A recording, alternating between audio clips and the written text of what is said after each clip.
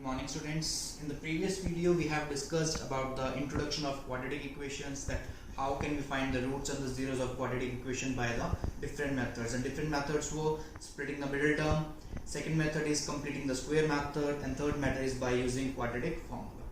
So if we start the exercise 4.1, we have to find out which of the following are the quadratic equations. So any equation which can be written in the form of ax square plus bx plus c is quadratic equation. Any equation which have the degree 2 is called quadratic equation. Now let's just find the roots and the zeros of the quadratic equation by splitting the middle term.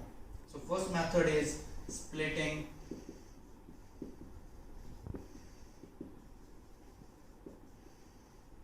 middle term. The method is splitting middle term. How will we do it? For example, let's take a quadratic equation like x square plus 5x plus 6, and we have to find the roots and the zeros of this equation is equal to 0 by splitting the middle term. Now see, this is the first term, this is the last term, and this is the middle term. As the name suggesting, splitting the middle term means we have to split this term. And how we will split this term? We'll have to split the middle term in such a way that we will get the product of the first term and the last term.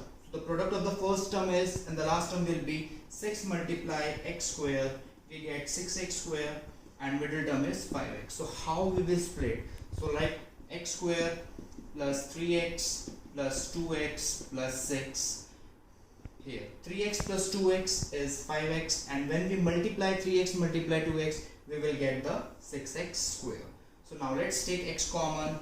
Here x plus 3 plus 2 common from here, this is x plus 3. So what are the factors? Factors are x plus 2 and x plus 3. And if we have to find the 0 or the roots, so we have to put it equal to 0. X plus 2 x plus 3 is equal to 0. So when this term will be putting equal to 0, we will get the x is equal to minus 2, and in this case we get x is equal to minus 3. So this is the method to find the zeros and the roots of the quadratic equation, and the method is splitting the middle term. Again, we have to split the middle term in order to get the product of first term and the last term. In the next video we will discuss about the next method, that is completing the square method, and in the NCERT exercise 4.2 is based on splitting the middle term. So do practice your questions, and I will wait for your queries. Thank you.